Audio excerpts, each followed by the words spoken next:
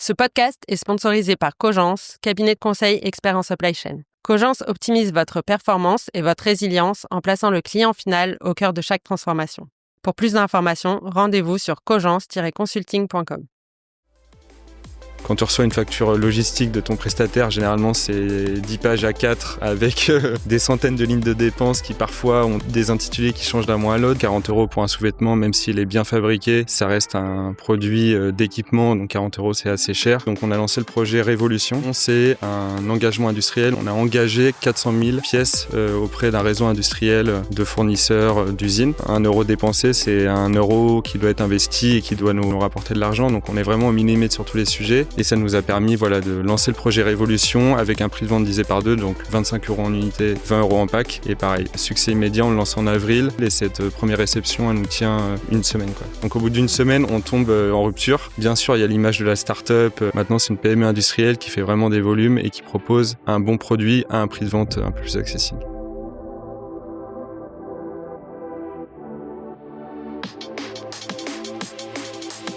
Bienvenue dans Au cœur de la supply chain, le podcast qui vous plonge au cœur des stratégies et des défis des directeurs supply chain.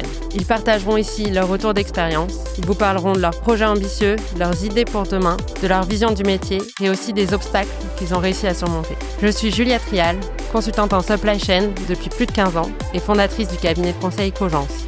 J'ai imaginé ce podcast comme un espace d'échange, de témoignages et de partage entre tous les professionnels de la supply chain.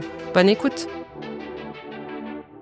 Bonjour Erwan, et je suis ravie de te recevoir sur Au cœur de la supply chain. Merci pour l'invitation. Pour te présenter en quelques mots, je te laisserai te présenter après. Donc, tu as commencé ta carrière dans le monde de la prestation logistique et transport avant de passer dans le monde du e-commerce et du retail, d'abord chez June et maintenant au Slip Français, où tu es directeur des opérations depuis presque 3 ans.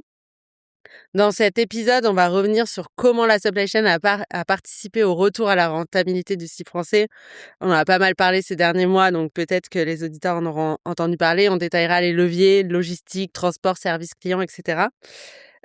Avant qu'on rentre dans le vif du sujet, est-ce que tu peux nous expliquer rapidement ton parcours ? C'était plutôt bien résumé. Donc j'ai commencé dans une société qui s'appelait Legendre, qui faisait de la prestation logistique et transport multimodal plutôt à l'international. Donc moi j'étais basé au Vietnam et au Cambodge. Donc je gérais plutôt des opérations d'import-export. Donc un peu à contre-courant de ce que je faisais chez June et de ce que je fais aujourd'hui. J'étais basé à Phnom Penh et des opérations de grand export, plutôt entre l'Asie du Sud-Est et la France, sur du bois, du textile, du F&B. Et ensuite, je suis rentré en France et j'ai voulu plutôt me rapprocher de quelque chose d'un peu plus tangible. Je voulais passer sur du produit. Et donc j'ai entendu parler de June. J'avais un ami qui travaillait chez June en opération. Et je suis rentré chez June. C'est quoi June pour ceux qui connaissent pas ? June, c'est une marque de couches par abonnement, enfin couches et cosmétiques bébé, maman, femme enceinte. Pareil sur du circuit court, production dans les Vosges, en Bretagne. Donc modèle MRR par abonnement et plutôt DNVB, essentiel en e-commerce et avec une petite distribution. Là, j'ai vu chez Carrefour en grande distri, mais plutôt un modèle DNVB de base et en circuit court, production locale. Donc j'y suis resté 2 ans sur des problématiques logistiques, transport. En plus, quand je suis arrivé, on lançait la Chine, donc il y avait eu une levée de fonds, lancement à l'international pour June. On allait un peu partout en Europe et on lançait un grand export pour le coup sur la Chine. Donc ça faisait un peu le lien avec ce que je faisais auparavant en Asie du Sud-Est. Et ensuite, j'ai voulu un peu tirer le fil de l'histoire du Made in France, du local et du e-commerce, qui est vraiment un milieu qui me passionnait beaucoup. Et je suis rentré au Slip Français l'été 2023. Donc ça fait maintenant 2 ans et demi. Et pour la petite histoire, tu as pris la succession de Antoine Rigaud, qui est chez 900K, avec qui j'ai fait un podcast aussi. J'ai vu l'épisode. Il y a eu Antoine Rigaud qui devait être là époque Covid en 2020. Ensuite, il y a eu Baptiste Tessier. J'ai pris la suite de Baptiste Tessier. Donc oui, j'ai vu l'épisode de 900K d'Antoine. Ouais. Avant qu'on rentre dans le détail justement des leviers supply chain, je pense que c'est important qu'on repositionne un peu le contexte du Slip Français, l'histoire et où vous en êtes aujourd'hui. Donc le style français, ça a été créé en 2011, donc il y a 15 ans maintenant. Ça s'est imposé comme un symbole du Made in France et on en parlait juste avant d'enregistrer. Vous avez un fondateur, Mmh. assez, charismatique et qui parle, du sujet.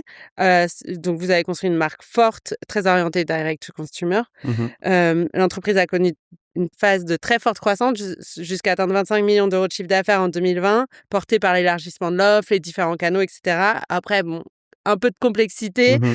moins facile, grosse pression économique, pas facile de faire du made in France. Donc depuis 2022, il y a un chiffre d'affaires qui est un peu en repli et des résultats qui jusqu'à récemment étaient, Mmh. plutôt négatifs. Donc vous avez opéré une grande transformation, un virage stratégique pour recentrer, Ouais, le cœur de exactement. produit et retrouver la rentabilité. En quelques chiffres, 2025, 21 millions d'euros de revenus, presque 2 millions d'EBITDA, Mmh. 16% de croissance, 1,5 million de pièces fabriquées, 200 000 nouveaux clients recrutés et Mmh. cetera. Donc waouh et bravo pour ça. Erwan, c'est quoi le style français aujourd'hui? L'offre, les canaux, les opérations? Le slip français, c'est une PME industrielle, en fait. Voilà. Mmh. Je pense que ça résume bien le slip français. Auparavant, le slip français, c'était une start-up, des MVB, avec, une forte croissance, des levées de fonds, beaucoup de dépenses en acquisition pour faire de la top line, avec des marges, un peu complexes, une rentabilité qui se cherchait un peu. Comme tu l'as dit, donc année 2020, année exceptionnelle, des volumes exceptionnels en e-commerce. Toutes les marques, ont profité de l'année et fait du Covid. Les personnes étaient chez elles, à commander, se faire livrer. Donc vraiment, année exceptionnelle, mais qui cachait quand même un problème de fond qui était le prix. C'est vrai que c'est une société qui est connue de 2 tiers des Français. Guillaume et maintenant Léa, la directrice générale, sont très visibles dans les médias, donc il y a beaucoup de retombées presse. Mais il y avait quand même un frein prix et un problème avec la distribution. On vendait des produits qui étaient assez chers, 40 € pour un sous-vêtement, même s'il est bien fabriqué, ça reste un produit, d'équipement, donc 40 € c'est assez cher. Et on avait un réseau de distribution on est monté jusqu'à 20 boutiques. Donc on est passé d'une petite start-up à un retailer, marque de mode, d'habillement avec un réseau retail assez important. Et donc en 2023, quand je suis arrivé, c'était en début de la transformation du slip. On est en retard sur les objectifs de chiffre d'affaires, on opérait en plus un changement de SI. On a changé de CMS, on est passé sur Shopify, donc grand bouleversement. Et on a lancé l'opération Slip des Français. Donc c'était une opération, de précommande où on a, mis sur le marché 50 000 sous-vêtements à un prix de 20 €. Donc 1 million de chiffre d'affaires qu'on a fait en 3 semaines. On a vendu 50 000 produits en 3 semaines, donc ça nous a permis de tester le nouveau modèle, avec un prix de vente, divisé par 2 quoi, à 20 €. Donc voilà, succès immédiat, 50 000, sous-vêtements vendus en 3 semaines. On s'est dit: «OK, c'est le modèle du slip français». On voyait que les gens commandaient en plus, pas seulement un article, mais 2, 3, 4. Donc on s'est dit: «OK, le nouveau modèle du slip français, bah, c'est un prix de vente, divisé par 2, un prix de vente accessible, même sur du made in France et avec un peu plus de volume sur, un modèle de marque d'équipement comme un Dim, comme un Athena ou un Calvin, quoi». Donc voilà. Et ensuite 2024, donc on a lancé le projet Révolution. Donc Révolution, c'est un engagement industriel. On a engagé 400 000 pièces, auprès d'un réseau industriel, un réseau de fournisseurs, d'usines. Donc on a engagé un gros volume. Auparavant, le site français, c'était quelques commandes de milliers de pièces où tu vas commander du jaune, du vert, je sais pas, du rose, quelques couleurs, et tu fais des petites prods auprès d'un réseau industriel de 80 partenaires. Là, on a recentré l'offre, on a coupé l'offre de 30%, en gros, on a recentré l'offre. On a sorti 2 modèles, un slip, et un boxer, et une gamme de coloris, resserrée, du marine, du rouge, du noir, du gris, du blanc. Et OK. donc engagement industriel de 400 000 auprès d'un plus petit réseau de fournisseurs. Pareil, donc économie d'échelle et de volume sur la matière, sur les élastiques.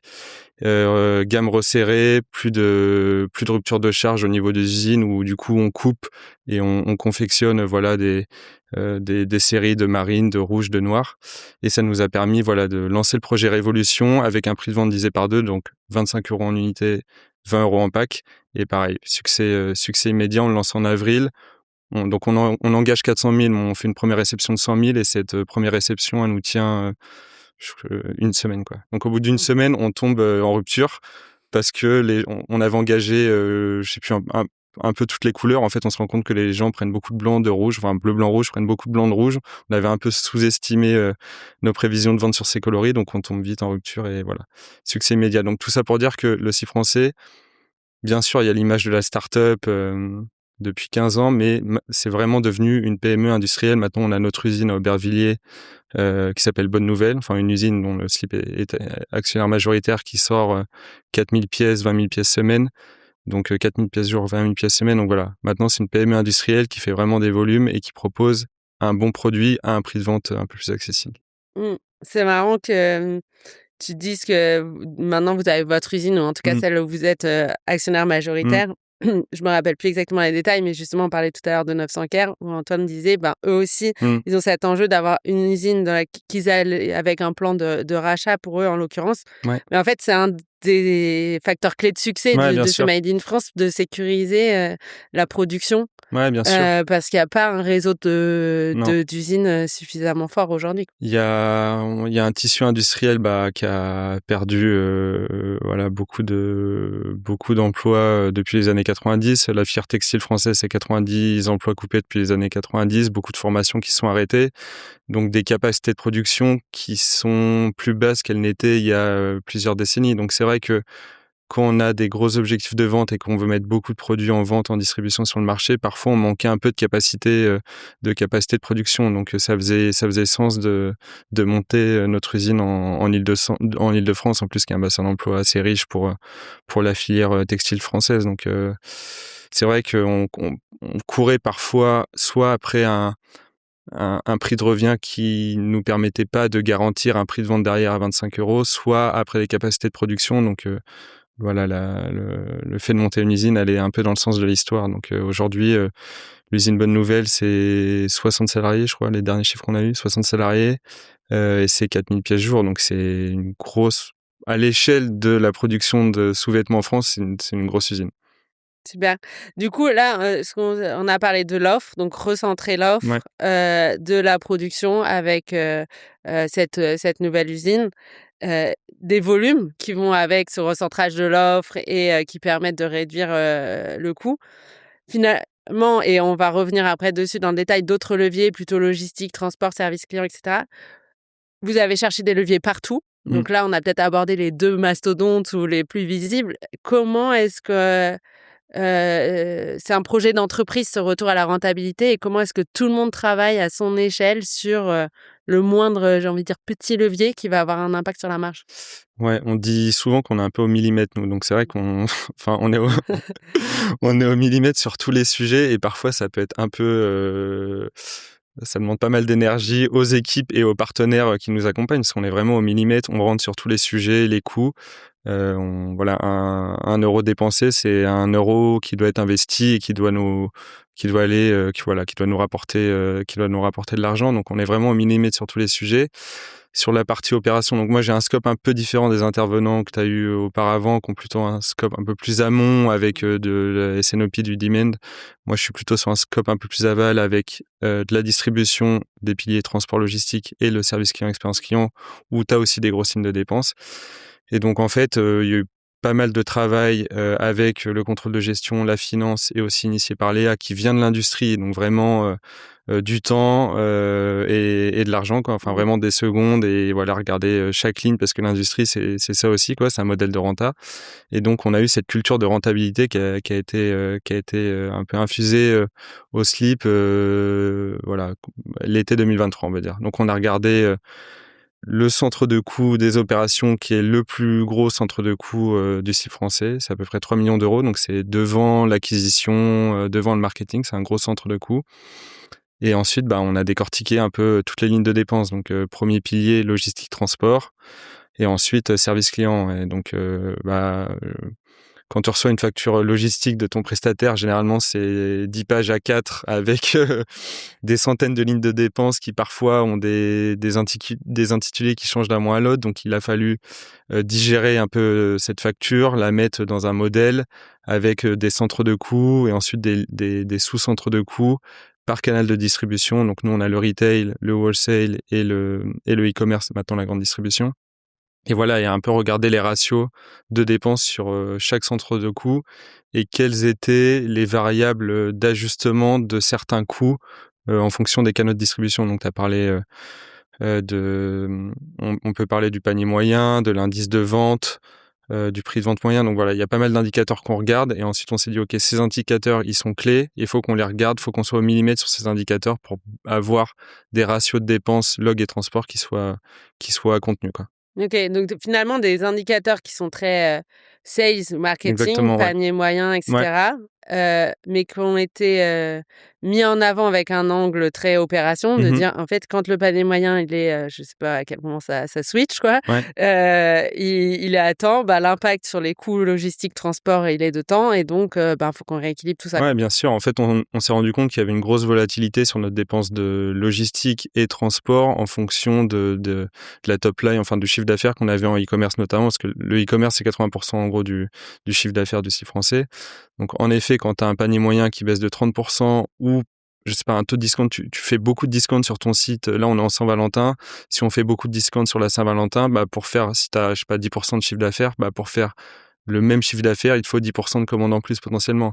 Pareil sur le panier moyen. Si ton panier moyen, il chute de 2, ce qui n'arrive pas, mais il te faut 2 fois plus de commandes. Donc, il te faut 2 fois plus de cartons, 2 fois plus de transport, 2 fois plus de lancement commande, 2 fois plus de picking pièces.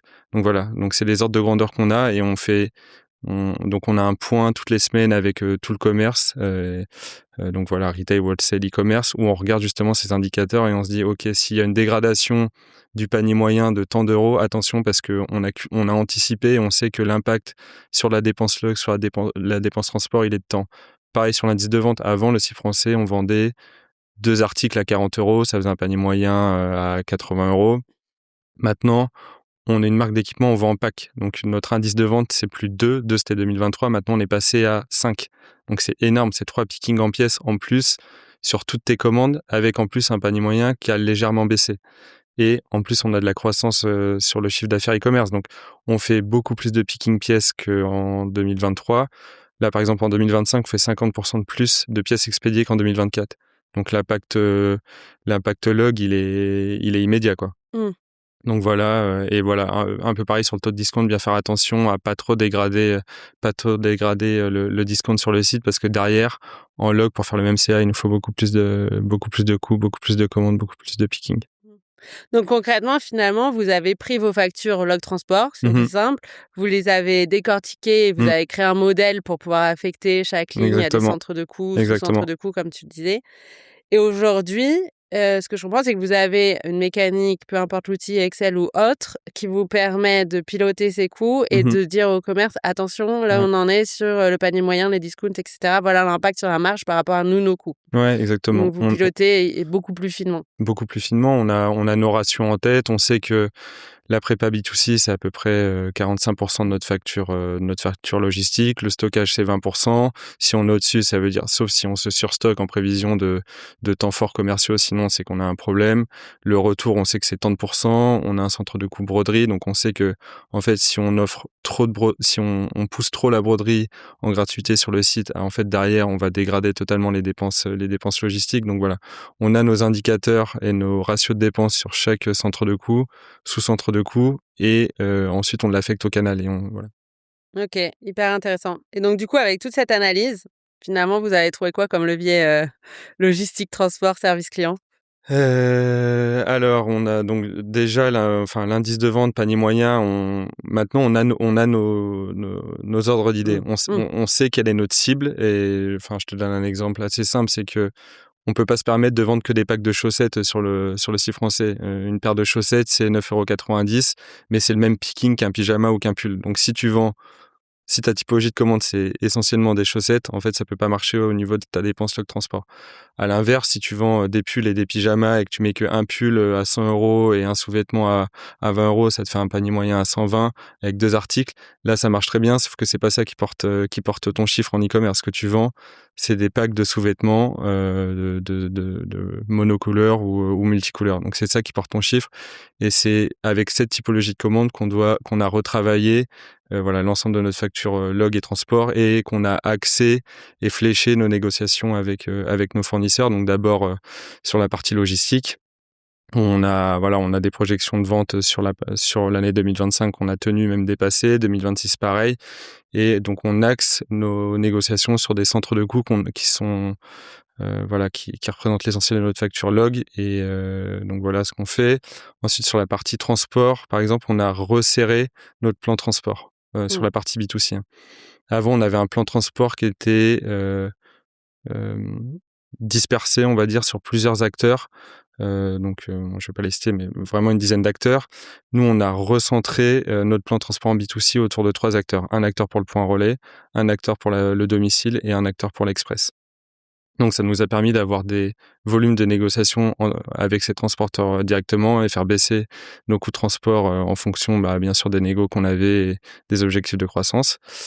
Et ensuite, on a mis en avant le point relais sur notre site. On en a fait un outil de conversion. Aujourd'hui, quand tu commandes sur le site français, ta livraison au point relais, elle est gratuite. Peu importe si tu mets un boxeur à 20 € ou même une paire de chaussettes à 10 €. Cette livraison au point relais, elle est gratuite. Elle est en free shipping tout le temps. Donc ça nous a permis d'utiliser cet argument en outil de conversion sur le site côté commerce. Et nous, ça nous a permis d'avoir une part de points relais qui est passée de 35-40% à 70% là, sur la fin d'année. Sur le T4 2025, on était à 70%.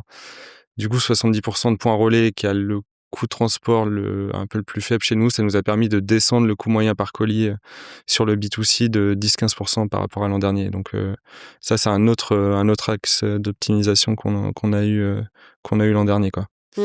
J'ai reçu Pierre de Mano Mano et ils disaient exactement la même chose. Ouais. Ils ont fait la même chose et en plus, ça répond aux besoins du client qui finalement préfère le point relais parce que plus flexible, pas besoin d'être chez soi, Exactement. etc. Bon, après, ça dépend de la volumétrie des produits, mais là, vous êtes sur des petits produits. Nous, on est sur des produits. petits produits. Moi, je trouve que c'est un produit de transport un peu d'avenir parce qu'on concentre les volumes autour d'un point relais. Il y a des délais de garde qui ont pas mal baissé chez les commerçants qui n'ont plus vocation à être des centres de tri déportés. Donc, il y a des délais de garde qui sont plutôt à 5 jours ouvrés maintenant. Donc, c'est à la marque d'être forte sur la communication qu'elle fait sur le post-achat et le suivi de livraison auprès de ses clients. Mais je trouve que c'est un produit qui permet beaucoup de flexibilité aux clients pour aller chercher ses produits, qui a un impact RSE qui est moindre et qui, pour la marque, permet aussi de faire des économies de transport et derrière de pousser de la gratuité sur ce produit-là et pas contraindre les gens à attendre un minimum d'achat à 90, 100 ou plus sur le site, quoi. Et donc ça, c'est un vrai axe d'optimisation sur la facture transport. Ouais. L'axe, c'est vraiment recentrer et pousser le point relais Exactement. qui est le moins cher. On a recentré notre plan transport B2C autour de 3-4 acteurs. On a un portefeuille qui est ouvert et qui est disponible chez notre logisticien. Si jamais on a, une avarie avec un transporteur ou un problème avec un transporteur, on peut le remplacer dans le plan transport, dans le TMS assez facilement. Donc, on a un pool de transporteurs disponibles qui est assez large. Mais on a recentré les volumes autour de 3-4 acteurs pour aller négocier des meilleurs tarifs. C'est quoi pour toi les bonnes pratiques quand on se dit on en a 10, on veut recentrer, il faut qu'on passe à 3. Concrètement, comment on s'y prend? Tu fais de l'analyse. Moi, ce que je fais, c'est qu'on a un outil de suivi tracking où on a tous les événements de transport entre l'achat et tous les événements de transport jusqu'à la livraison finale du client. Donc, je pense qu'il y a une revue de performance des transporteurs à faire en B2C, quel est ton taux de livraison en première présentation, quel est ton taux de livraison dans la promesse de livraison que tu as faite au client, 2, 3, 4 jours ouvrés, peu importe. Donc, il y a une revue de performance, quel est ton taux de retour transporteur, combien de colis reviennent à l'entrepôt par transporteur, est-ce qu'il est en mesure de bien livrer, quel est ton taux d'avarie aussi sur tes colis, est-ce que tu as beaucoup de livraisons fantômes, de colis perdus, le nombre de contacts que tu vas avoir liés à ce transporteur sur tes livraisons aussi du service client. Et c'est là que c'est important d'avoir aussi le service client, je trouve, au sein des opérations, parce que la plupart des problématiques que tu as en service client e-commerce, ça reste de la livraison, de la préparation, un produit manquant, un peu de qualité côté prod et de la livraison, quoi, et du retour. Donc c'est vraiment des problématiques très très ops. Donc voilà, je dirais revue de performance et ensuite on regarde la partie coût et il y a des arbitrages à faire en fonction des deux, quoi. Et tu dirais que ce qui a le plus joué, finalement, c'est la performance ou c'est les coûts dans les choix de ceux que vous avez gardés? Je dirais un peu des deux parce qu'on a un panier moyen qui est à peu près à 100 € TTC. Mmh. Donc on n'est pas des grandes marques de mode qui ont des paniers à 150, 200 et plus. Donc on peut pas se permettre d'avoir un ratio de dépenses transport qui soit trop... Enfin, on peut pas dépenser 7... En plus, on a des produits qui sont très légers. Un boxer, ça pèse 100 grammes. Le poids moyen de notre colis en B2C, c'est 700-800 grammes. Donc on peut pas se permettre d'avoir un coût de transport à 7-8 € qui va venir écraser totalement notre marge. Donc bien sûr, la partie tarifaire et finance, elle est ultra importante.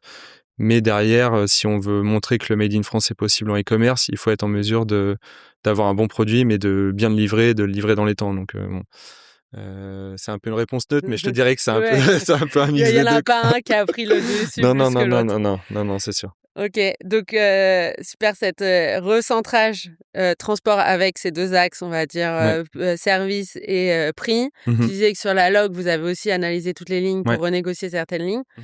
Sur la logistique, ce qu'on se disait en préparant l'épisode, c'est que vous avez eu, des leviers autour de la baisse du coût du picking en Mmh. changeant vos typologies de commandes Ouais. et du stock unifié. Est-ce que tu peux nous en dire un peu plus, sur ces Ouais. leviers, ce que vous avez fait? Oui, donc maintenant on a un stock unifié. En fait, auparavant, on avait, enfin il y a très longtemps, je sais plus à quelle époque ça remonte, mais on avait même un stock par canal. Donc il y avait un stock qui était dédié au retail, un stock qui était dédié au wholesale, un stock qui était dédié au e-commerce en fonction du poids de CA de chaque canal. Donc dès lors qu'il y avait un canal qui surperformait, il pouvait tomber en rupture de produit, là où un autre avait été un peu surstocké. Donc bon, on a unifié le stock et aussi on avait du stock qui était sous forme de pack. En boutique, on avait par exemple un pack bleu, blanc, rouge et ce pack, il avait une réalité logistique, il avait un code EN et on pouvait le piquer.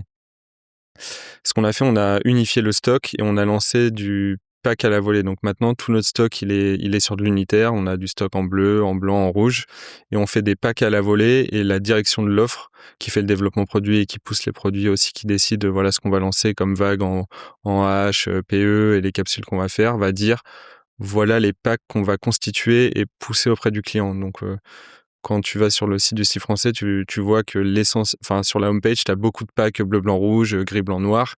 Et c'est des packs qui n'ont pas de réalité logistique. C'est des packs à la volée sous forme de bundle où le client va commander un EN.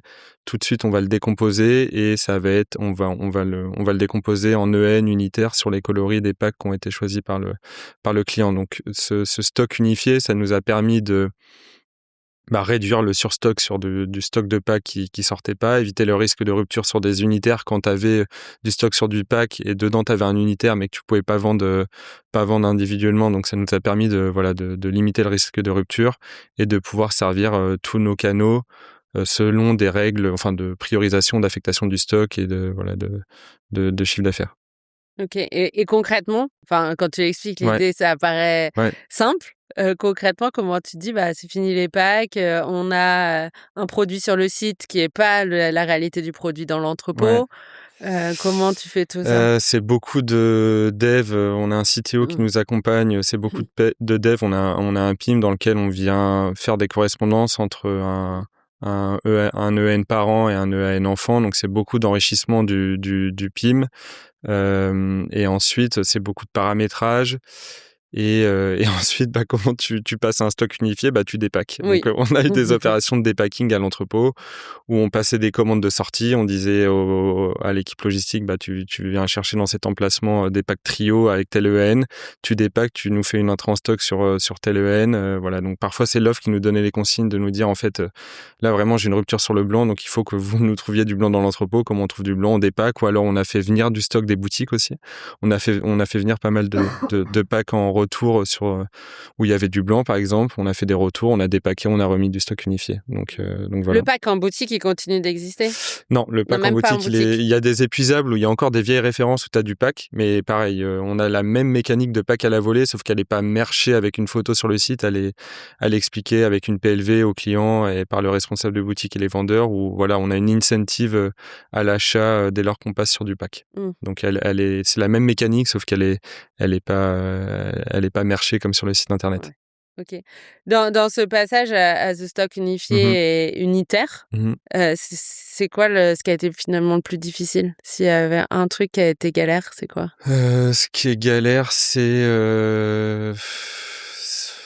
ce qui a été compliqué dans le modèle le lancement de Révolution, ça a été la rupture. En fait, on est très vite tombé en rupture sur les Mmh. produits et il a fallu qu'on soit en mesure de se dire: «OK, si ton unitaire Marine, il tombe en rupture, alors il faut que tu désactives automatiquement tous les packs dans lesquels il y a du Marine». Ça, c'était un truc qui a été assez complexe et à l'inverse, la dispo du stock sur les packs, il fallait dire: «OK, alors il faut que tu prennes tous tes unitaires, que tu regardes l'état de stock de chacun des unitaires et pour te dire: OK, en fait, il faut que tu prennes le stock minimum sur le stock minimum de l'unitaire pour dire ton stock du pack, c'est ton stock minimum». Donc c'est vrai que le calcul de stock dispo et à l'inverse, la gestion de la rupture sur tes packs a été assez compliqué à faire. Donc en 2023-2024, on a parfois vendu des packs en se disant: «OK, bon, c'est bon, ça marche bien». En fait, on s'est rendu compte qu'on avait des annulations dans le RP parce qu'en fait, le RP descendait les commandes et annulait parce que faute de stock, il annulait la pièce. Donc on s'est dit: «OK, donc on a rentré du chiffre d'affaires un peu artificiel qu'on va devoir rembourser aux clients parce qu'on a vendu des packs qui derrière n'avaient pas de stock sur un des unitaires, donc tout tombait en rupture». Ou alors, le client commandait un bleu, blanc, rouge, on était rupté sur le blanc, il recevait le bleu, le rouge. Donc là, on était là, OK, donc en fait, il y a un problème dans la config de la préco. Donc ce sujet de stock disponible sur les packs en fonction du stock dispo des unitaires et à l'inverse, la gestion de la rupture et la mise en place de la précommande, continuer à vendre alors que tu n'as pas immédiatement le stock à l'entrepôt, mais que tu vas le recevoir, que tu as des réceptions qui sont enregistrées. C'est une problématique qu'on a depuis 2023. On s'est beaucoup amélioré, mais parfois on cherche un peu les bons ajustements Mmh. sur le taux de service, quoi. Ouais. Ouais, parce que quand tu le dis, ça paraît hyper pragmatique comme décision Ouais. et en fait, c'est tentaculaire C'est comme tentaculaire. impact. C'est tentaculaire, et sur des gros mois de chiffres, Mmh. la moindre erreur de configuration sur ton stock dispo, en fait, tu as un impact direct. Donc maintenant, on a des pare-feux, donc on le spot, immédiatement. On voit qu'on a des annulations d'articles et direct, on remonte l'information à l'équipe IT, à la tech et au e-commerce pour dire, en fait, il y a un problème, sur la configuration, du pack ou de l'unitaire.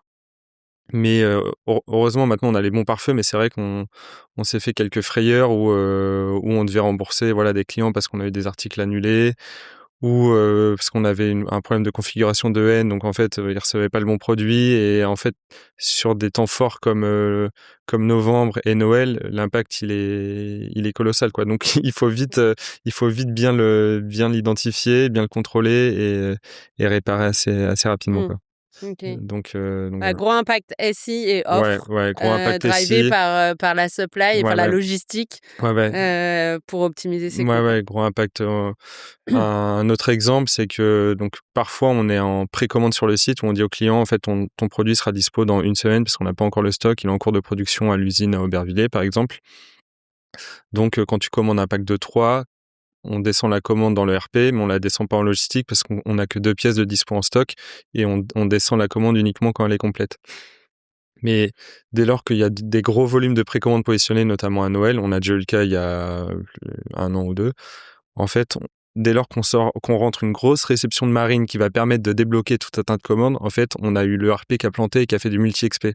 Donc c'est-à-dire que le RP, il n'a pas réussi à affecter toutes les pièces de marine dans toutes les commandes et c'était des dizaines de milliers de commandes et du coup il a lancé du multi-XP, donc c'est-à-dire qu'il a lancé deux unitaires sur 3, donc derrière c'est une réexpédition sur l'unitaire manquant, le marine, fois le nombre de commandes que tu fais sur des semaines à fort chiffre, quoi. Donc voilà, des petits exemples comme ça Mmh. où parfois L'affectation de stock, c'est vraiment critique. ouais, Ouais. exactement, c'est critique. Mmh. Un autre levier dont on avait parlé, c'est la baisse du coût du picking, en faisant évoluer les typologies de commandes. Ouais. Concrètement, il s'agit de quoi? Concrètement, bah, on a déjà on a coupé l'offre de 30 par rapport à Ouais. 2024. Donc 2023 par exemple, on avait 5 000 EN, là on est à 2005 EN. Donc vraiment on a coupé l'offre et nos allées de picking quand tu vas voir notre entrepôt, nos allées de picking et même en réserve, bah, on a du révolution partout en coloris. Donc Là, on a répliqué Révolution, on a fait Révolution 2 l'an dernier sur du prêt-à-porter, t-shirt, du pyjama, de l'easywear, de la chaussette. Mais aujourd'hui, tu vas dans les allées de notre entrepôt à Troyes, c'est des allées qui sont concentrées en Révolution, en sous-vêtements et maintenant en chaussettes. Donc, on a concentré l'offre, on a coupé l'offre, on a concentré les références dans les allées, en front picking. Ce qu'on fait aussi, là, on s'est aperçu que nos cartons en réception, c'était du 6 par 4 par 3. Et nos allées, nos étagères, c'est du 6 par 4 par 4. Donc, en gros, on a 10 centimètres de marge qu'on n'a pas utilisé encore. Donc là, on a un projet pour rehausser la taille de nos cartons, passer en 6-4-4 et gagner 25% sur le remplissage de nos cartons et gagner potentiellement 25% sur ta zone de stock. Donc voilà, tu parlais de picking. Là, il y a des sujets sur la partie stockage, sur la partie picking.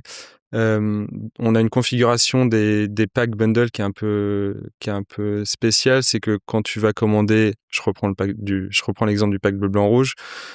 Si tu commandes, par exemple, un pack de 4 avec 2 marines, un blanc, un rouge, ce qu'on faisait jusqu'à aujourd'hui, on descendait dans le RP 4 lignes, 2 lignes de marine, une ligne de blanc, une ligne de rouge. Et du coup, c'était 4 gestes différents, dont 2 gestes au même emplacement picking pour les préparateurs.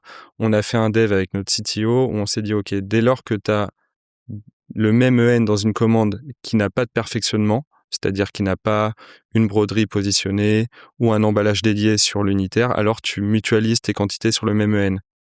Donc là, on a regardé un peu les résultats, par exemple, sur un mois comme octobre, c'est 15 000 bips qu'on va plus faire. Donc, C'est énorme. ça va être énorme. Donc, on a transformé l'information qui descendait de notre CMS de Shopify. On l'a retravaillé pour que quand elle descende dans le RP, tous les EN qui sont identiques, on mutualise les quantités sur cette même EN et qu'on fasse un peu moins de gestes sur l'emplacement de picking concerné pour l'EN. Donc voilà, des petits exemples comme ça. Finalement, entre cet exemple et celui dont on parlait avant sur le stock unifié unitaire, euh, moi, j'ai envie de le schématiser il y a l'offre, il y a le site, il y a la log, on veut hyper optimiser et au milieu, il y a une énorme moulinette ERP qui doit faire, Ouais. qui a du coup beaucoup évolué pour faire ce pont Ouais. et optimiser au bip près, quoi, comme tu disais. Enfin, vraiment, il y a une vraie synergie entre, tu l'as dit, ces 3 services qui sont la partie e-commerce sur la création des fiches produits, l'enrichissement du PIM, la création des packs. L'offre qui décide de voilà, j'ai un stock unifié à disposition, voilà les packs que je veux faire. Ensuite, les pousse à l'e-commerce. Et nous, derrière, avec un CTO au milieu et de la SI, un PIM, un CMS et un ERP, et on se dit, OK, comment on transforme l'information? Est-ce qu'elle est bien configurée pour limiter le risque d'erreur dès lors qu'on descend les commandes en préparation dans le WMS de notre logisticien? Comment on augmente notre taux de service? On réduit le nombre d'annulations de produits parce qu'on a des produits qui sont mal configurés, ou on a des images de stock qui sont asynchrones entre notre stock entrepôt dans le WMS et notre stock ERP tel qu'on le voit nous dans nos systèmes. Des fois, on a des stocks qui sont asynchrones. Donc pareil, c'est bien flécher les mouvements de stock qui remontent de notre logisticien et les mouvements de stock que nous on descend. Donc voilà, c'est pas mal de travail d'optimisation de l'information qui est au milieu de ce noyau d'information qui est au milieu du e-commerce, de l'offre et des opérations, et derrière de notre logistique et de notre entrepôt, quoi. Ouais, intérêt d'être bien robuste, sinon tout pète. Ouais, non, mais c'est vrai. Et par rapport à la réduction de l'offre, où tu disais vous avez réduit de 50% le nombre de références, l'impact sur les quantités commandées et la partie industrielle est évident. Et ce qu'on voit là, c'est qu'aussi, il faut pas le négliger, ça a aussi un impact sur la logistique parce qu'on réduit les emplacements de picking, on réduit les chemins de préparation. Ouais, bien sûr. Si en plus, là, ce que tu dis, on réduit le nombre de bips parce que quand on a 2 fois la même référence, on n'en fait qu'un. Tout ça cumulé, in fine... Ça fait des centimes fois le nombre de pièces et le nombre de commandes, et à la fin, ça fait de la rentabilité. C'est un peu ce qu'on se disait, c'est un modèle de PME industrielle qui regarde au millimètre et qui optimise tout ce qu'on peut optimiser pour à la fin proposer le produit au meilleur prix et avec une marge qui permet de rendre le modèle viable et rentable et montrer que le Made in France est possible. Et c'est comme ça qu'on demande, quoi. Faut avoir un bon produit, mais faut être capable de bien le distribuer et de le vendre à un prix qui reste accessible. Si on passe au service client, parce que Ouais. comme tu le disais, c'est aussi dans ton périmètre. Ici, j'ai déjà parlé avec Cyril de Vente Unique d'automatisation Mmh. avec l'usage des LLM pour faciliter les Ouais. réponses de tout ce qui est simple, on va dire. Mmh. Vous, quelle a été votre approche sur cette automatisation de la gestion de tickets au service client? Alors non, mais, sur le service client, en gros, quand je reprends le service client en 2023, on a une migration de CMS, en octobre. Donc, en gros, juste avant ta peak période. Donc on a essuyé les plâtres de la migration parce que forcément, quand tu changes de CMS et que tu changes de CMS, tu changes ton modèle de click and collect, tu vas changer ta solution de retour en B2C. Tu vas changer, ton CRM, tu vas changer ton helpdesk, ton logiciel central pour le traitement de tes tickets. Bref, tu as tout ton écosystème e-commerce qui change et tu as ta peak période qui arrive. Donc pareil, la moindre erreur, tu te dis: «Ah mince, en fait, ça, on ne l'a pas migré correctement» ou ou ce logiciel, en fait, il traite cette information de telle façon, il va chercher le stock de telle façon. Du coup, en 2024, on a eu un taux de contact qui était vraiment costaud, quoi. Mmh. On a un modèle saisonnier aussi français, donc avant on faisait 40-50% sur novembre-décembre. Maintenant, on a moins de dépendance, on est moins une marque événementielle et cadeaux, donc on est un peu moins saisonnier, mais novembre-décembre, ça reste quand même 30% de nos chiffres. Donc on peut pas se permettre d'avoir une équipe en interne qui soit surstaffée parce on n'aurait pas assez de travail pour le printemps et l'été, alors que l'hiver, on serait bien dimensionné. Donc on avait du SAV externalisé en France où on payait 2 € au traitement de tickets sur la fin d'année, sur tous les tickets qu'on n'était plus en mesure de traiter au SAV. Donc soit c'était une société qui le faisait pour nous, qui était basée en France, soit c'était on faisait rentrer des intérimaires un mois avant, sur le mois d'octobre, novembre, pour les former sur nos process. Et ensuite, ils restaient avec nous pendant un mois ou 2, et ensuite ils repartaient. Mais on dépensait beaucoup d'argent sur l'externalisation, le traitement de tickets, et beaucoup d'énergie parce que chaque année, tu devais reformer des personnes juste pour, je sais pas, 4 6 semaines, et ensuite, après tes retours de janvier, bah, tu repartais sur un SAV interne. Donc, ça demandait beaucoup d'énergie et c'était une ligne de dépenses qui était vraiment, vraiment costaud. Donc en fin d'année 24, on a rencontré des solutions d'IA, sur la partie service client. Et on a lancé à Noël, l'automatisation sur les services clients en ciblant des thématiques, SAV, qui a été récurrente et qui centralisait pareil les volumes de contact chez notre service client. Donc c'était le traitement des retours, ton suivi de livraison globalement et ton suivi de commande. Donc on l'a lancé en janvier, on était tout de suite à 20% d'automatisation sur des traitements de tickets, vraiment assez simples, avec de l'information qui remonte dans ton helpdesk, sur ta date de livraison, sur la complétude de ta commande par exemple. Et là, en fin d'année, on est passé à 50% d'automatisation. Mmh. Donc Ouais, c'est c'est en gros, énorme. sur l'année 25, on a automatisé 22 000 tickets. Donc tu fais 22 000 par exemple fois 2, c'est 40. Non, tu as le coût de la solution bien sûr derrière qu'il Mmh. faut enlever, mais c'est 50 000 € en gros, 40-50 000 € de dépenses en SAV externe qu'on n'a plus en 2025, et avec une qualité de service qui est vraiment au rendez-vous, quoi. Mmh. Vraiment, on a une CSAT, une satisfaction client sur le traitement des tickets qui est vraiment au rendez-vous, sur l'automatisation. Donc, ça nous a permis déjà, on a eu un travail de refonte de l'information sur notre site et on a baissé le taux de contact, notamment aussi en optimisant et en retravaillant, enfin, en comblant tous les trous qu'on voyait sur les process, en opération, en e-commerce. Donc on a regardé les annulations de produits, c'est ce qu'on se disait tout à Mmh. l'heure. Pourquoi Ouais. on a des annulations de produits? Est-ce qu'on a des stocks qui sont asynchrones? OK, donc voilà, on a corrigé tout ça. Le suivi de livraison, suivi post-achat, pareil. On a tout remis d'équerre pour limiter le taux de contact et l'entrant sur des problématiques de suivi de commande, suivi de livraison. Donc on a un taux de contact maintenant qui est entre 17 et 20%, donc qui est plutôt bas pour du e-commerce. Et dans les contacts qu'on a, en plus, on en a automatisé 50% en gardant une qualité de service qui était celle d'auparavant. Donc voilà, il y a eu un peu 2 axes. Un, on a réparé ce qui marchait pas chez nous d'un Ouais. point de vue opération. Et deux, on a automatisé des tickets à faible valeur ajoutée où l'information remontait déjà directement dans notre système, dans notre Mmh. Shopify. Donc ça avec une solution, comme tu disais, Ouais, spécialisée ouais, sur le service client. exactement. Et aujourd'hui, cette solution, elle permet donc comme tu disais, vous avez commencé sur les trucs, les tickets simples, où Ouais. est ma commande? Mmh. Et en fait, l'info est quelque part dans le système, donc il faut juste Ouais. l'envoyer au client. Heu, Aujourd'hui, vous arrivez à traiter des cas un peu plus complexes où on a la vraie valeur, j'ai envie de dire, de l'IA, Ouais, d'analyser des choses. franchement, on a un panel de problématiques qui est assez large aujourd'hui. On va être en mesure de faire du suivi de code promo. Si le client, en fait, il passe commande et il s'est dit, OK, je veux passer commande, j'ai pas eu mon code promo, on est en mesure de lui pousser un code promo via notre outil CRM. On est capable de faire un suivi de retour et de lui dire, OK, ton retour, voilà à quelle étape il en est, voilà quand il va être réceptionné à notre entrepôt. Si on veut, on peut déclencher la création d'un code à voir ou d'un remboursement lié à une problématique qu'on aura définie, ce qu'on fait pas aujourd'hui parce qu'on veut quand même garder la main sur un souhait, donc ce qu'on se disait un peu au début, on veut garder pour l'instant, on laisse pas l'outil le faire, mais potentiellement demain on peut le faire. Tu viens de la presse, tu veux une interview avec Guillaume Gibaud, on est en mesure de... Tout ce qui est entrant, Ouais, vous traitez, en vrai, quoi. on peut... Ouais, l'objectif, c'est qu'on veut pas trop monter en automatisation parce qu'on veut quand même garder des problématiques chez nous.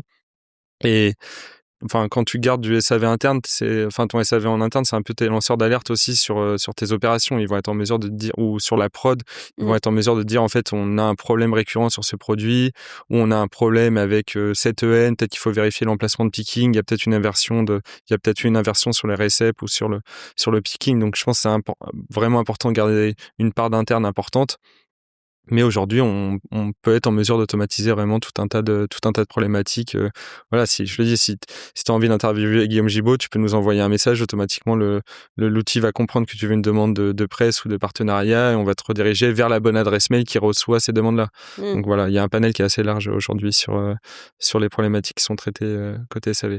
Ce serait quoi le conseil que tu donnerais à quelqu'un qui veut, qui se dit: «OK, j'ai trop de tickets, je vais utiliser l'IA». Co Comment s'y prendre? Nous, on a fait une revue de partenaires. Déjà, on a Mmh. passé beaucoup de temps avec des partenaires pour Mmh. regarder un peu quelle était leur solution. Je pense que l'étape numéro 1 avant de mettre en place de l'IA, c'est avoir des bons process. En fait, l'IA, il va prendre tes process. Donc, si tes process de base, ils sont pas bons, en fait, l'IA, il va dupliquer tes process, dupliquer l'information que tu vas chercher. In fine, elle sera pas bonne pour le client. Ouais, cheat Donc, in, cheat out, ça marche. Ouais. exactement. Donc, il faut un peu ranger sa chambre, sa bible d'informations sur le SAV, où on va chercher l'information, est-ce qu'elle est qualitative, est-ce qu'on a les bons process, est-ce qu'ils sont encore à jour. Et ensuite, une fois qu'on a rangé notre bible de connaissances côté SAV, on peut commencer à donner quelques process. Moi je conseillerais tu donnes un suivi de livraison qui est un process qui est assez simple. Et ensuite, tu vois quelle est la CSAT derrière tu commences par donner 30% 30% des tickets sur ce sujet-là, tu montes à 50, 60, 70, tu donnes 100% et tu regardes l'évolution de ta CSAT. Si elle n'est pas dégradée, tu peux dire que cet autopilot-là, ce cas, il est bien traité par l'IA.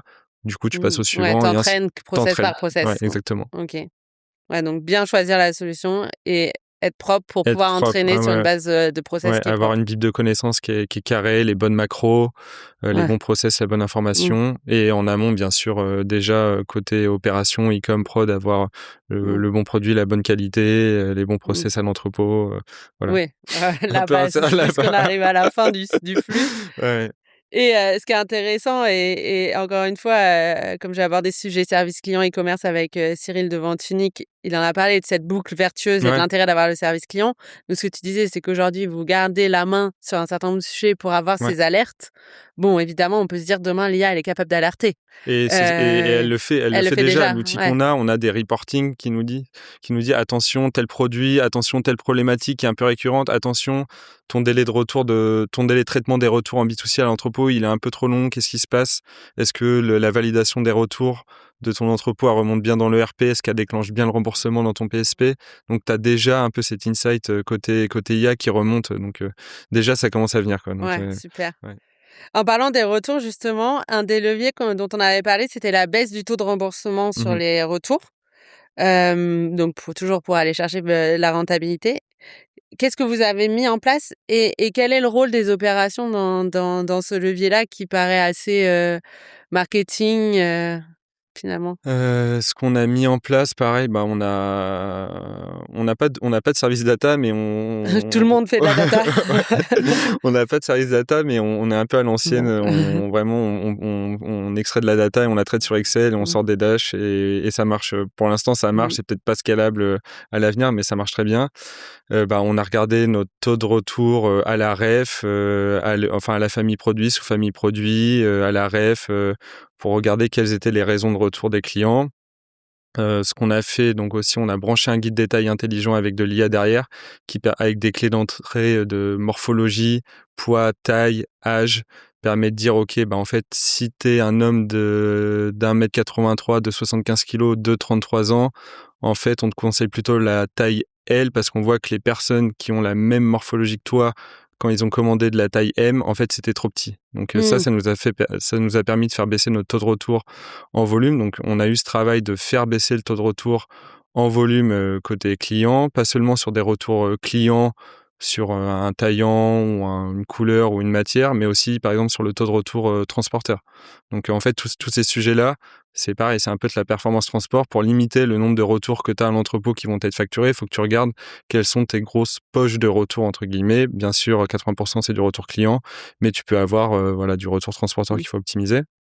Donc, on a fait baisser le taux de retour en volume sur l'e-commerce. En gros, mode habillement, c'est plutôt 15-20% ton taux de retour en volume. Nous, on est sur un sous-segment qui est plutôt préférentiel, qui est le sous-vêtement, où normalement, tu connais plutôt ta taille. Donc déjà, on est sur des ordres de grandeur qui sont un peu plus bas. Et nous, on est à 3,5% en taux de retour volume.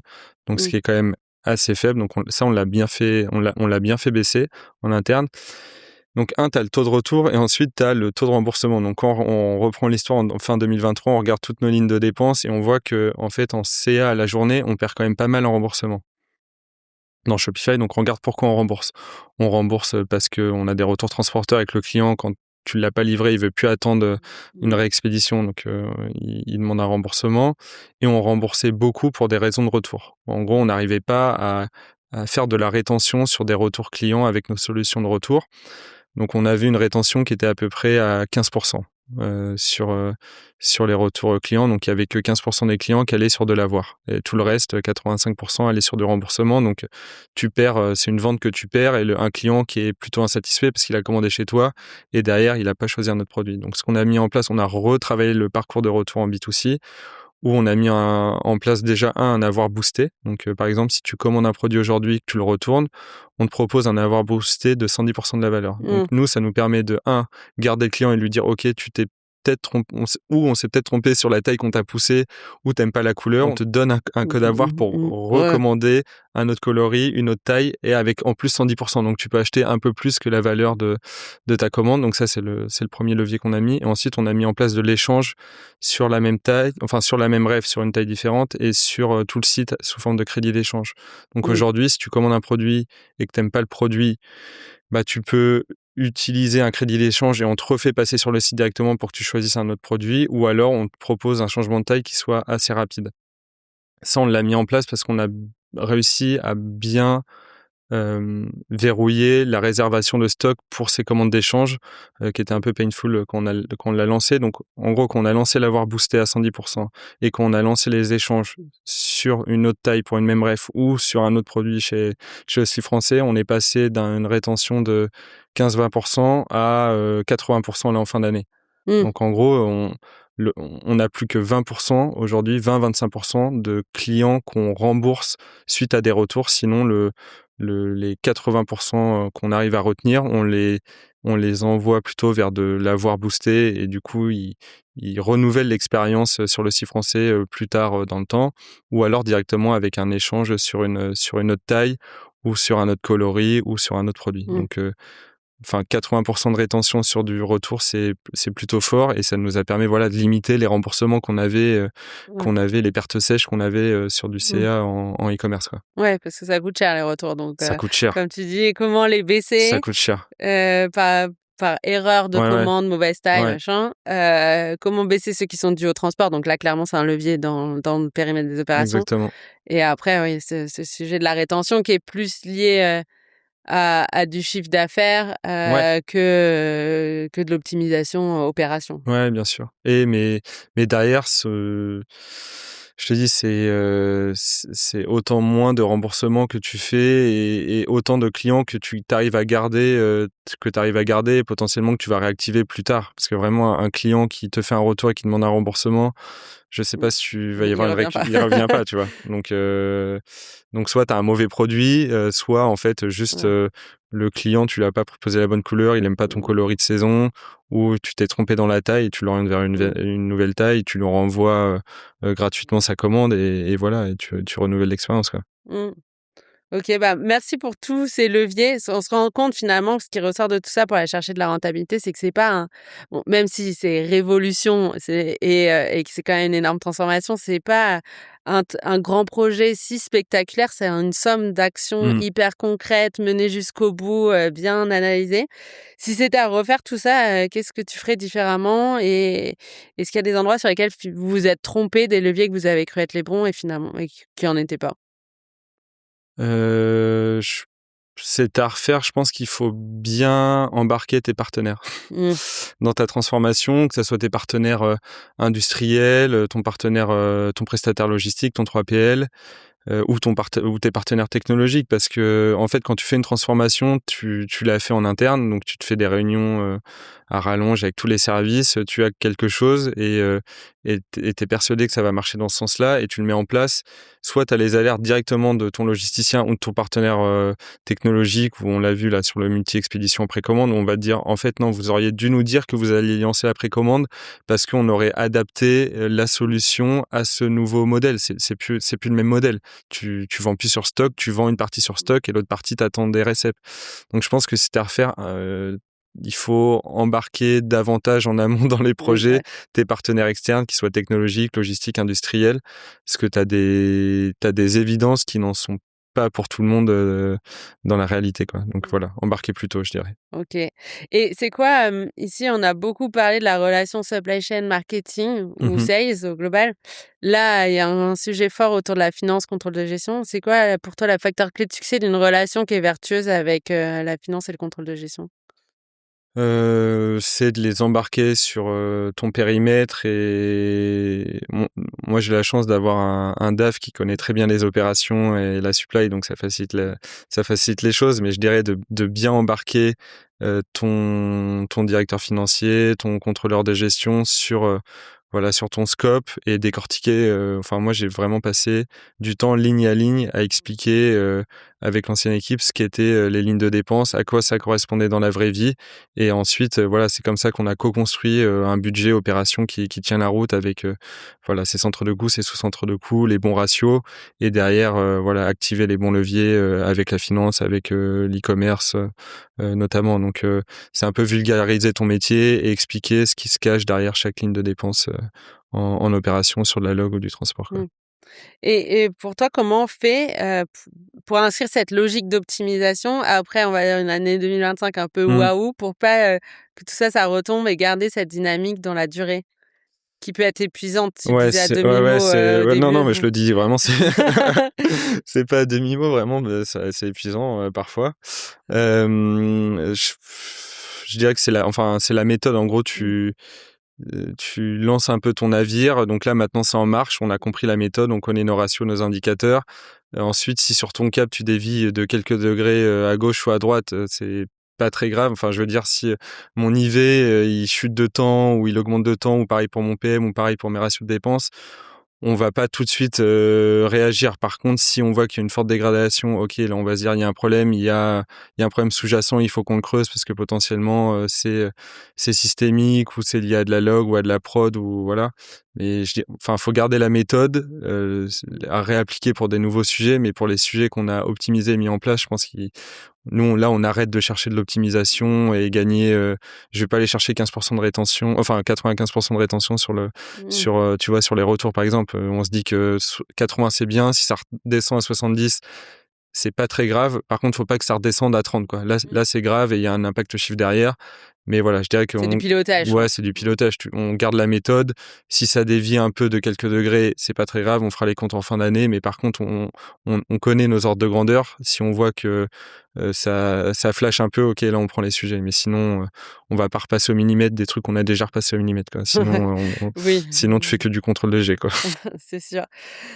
Heu et maintenant, finalement, j'ai envie de dire, vous venez de fêter les 15 ans du CIF Mmh. français. Qu'est-ce qui vous attend pour la suite? Quels vont être les grands défis, dans ton périmètre, opération, pour les années à venir? Ouais, et ben il y en a plusieurs. On a notre usine à Aubervilliers qui Mmh. s'appelle Bonne Nouvelle, qui a 2 ans d'existence et qui est passée de 3-4 mécaniciennes à 60 salariés. Donc voilà, c'est un bel outil de production maintenant, mais qui est pas encore digitalisé, qui a pas encore un suivi de prod très fin. Donc l'objectif là, 1er trimestre, c'est d'intégrer la prod et Bonne Nouvelle dans l'environnement SI du style français et notamment dans le RP pour avoir un suivi de production, un suivi des ordres d'achat, des ordres de fabrication qui soit ultra fin. Donc ça, c'est le premier gros bloc. Deuxième, sur le service client, on va lancer, j'espère, un programme de fidélisation sur le premier trimestre aussi, pour voilà, c'est aller chercher de la récurrence. On a une base client qui est très importante. On a recruté, tu le disais, 200 000 nouveaux clients cette année. Donc, on a une marque d'équipement et quand tu t'équipes, généralement, tu renouvelles Mmh. l'expérience d'achat pour la marque. Donc, il faut qu'on aille récompenser les clients qui sont fidèles depuis 15 ans, les nouveaux clients et voilà, et aller chercher de la récurrence et de la récompense pour ces clients. Ça, on a un sujet Tu vois d'opti des impacts très opérations, de ce programme de fidélisation? Ou beau oui, je me dis: «OK, on va offrir je sais pas, pour les meilleurs clients, on va potentiellement leur offrir un produit». mmh. Comment cette information, elle va être créée, j'imagine, dans notre CMS, comment elle va descendre dans notre ERP. Voilà, c'est un peu des Ouais, sujets comme un ça petit qu'on cadeau en plus dans une commande, ce ouais, genre de voilà, c'est choses. ça, Ouais, exactement. OK. Ça peut être ça.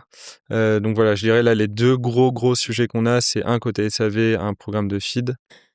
2, un suivi de prod, sur les îles Bonne Nouvelle et comment on intègre la production à l'écosystème SI existant, quoi. Donc c'est un peu les deux gros sujets qu'on a et ensuite on a des sujets d'emballage. On aimerait mettre des caisses réutilisables en plastique à notre ERP, enfin dans notre entrepôt, pardon. On a une bonne partie des réceptions qui sont faites depuis l'usine Bonne Nouvelle. C'est à Aubervilliers, c'est 3 heures de route.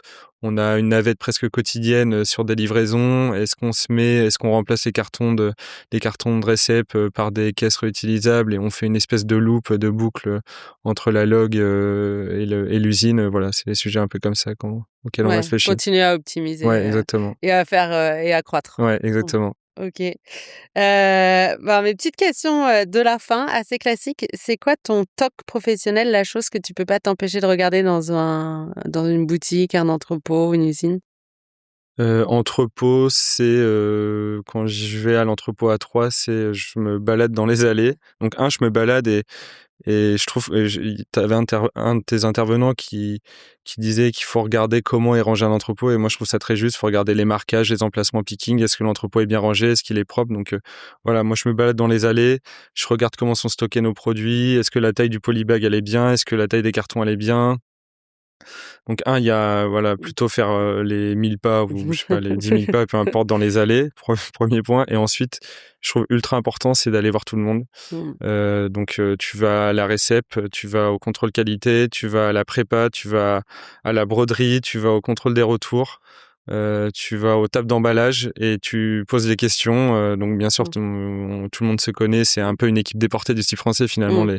les opérateurs qui travaillent, dans notre logistique. Mais c'est, voilà, demander comment s'est passée, la dernière, opération, comment s'est passé Noël et là, chacun va te dire: «Bah, en fait, ça, il nous manque ça, on n'a pas eu cette information ou cette information descend de telle façon et on préférait qu'elle descende de telle façon». Donc Ouais, voilà, le ça retour terrain, le quoi. retour Mmh. terrain, voilà. Mmh. En fait, c'est un peu comme embarquer tes partenaires en amont dans les projets. Bah, là, c'est un peu Ouais. écouter les intervenants, qui sont pas dans ton équipe et écouter leurs problématiques parce que parfois, tu as l'impression que ça marche depuis ton bureau, depuis ta chaise et en fait, ça marche mais ça pourrait mieux marcher, quoi. Donc voilà, je dirais je me balade et je regarde, comment sont rangés nos produits, comment sont stockés et vraiment aller récolter l'info, et parfois les doléances Ouais. des opérateurs. Ouais, là, Ouais, rapidement, tu peux ouais, avoir ouais, la liste au Père Noël des ouais et tu améliorations. repars avec une to-do assez dense, quoi. Généralement quand je quitte Troyes, je repars avec un carnet assez dense, quoi. Quel est selon toi l'indicateur qui est souvent négligé, mais sur lequel toi tu portes une attention particulière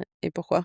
Bah, je dirais soit c'est l'attelage un peu mais parce que voilà, j'ai une vision très e-com, très Mmh. chiffre, donc l'attelage IV/PM qui a vraiment IV, c'est l'indice l'indice de de vente, le nombre de mmh, produits que tu as dans ta mmh, commande. mmh, Donc nous, par exemple, c'est 5. On a en moyenne 5 ouais. articles dans un colis, une commande B2C.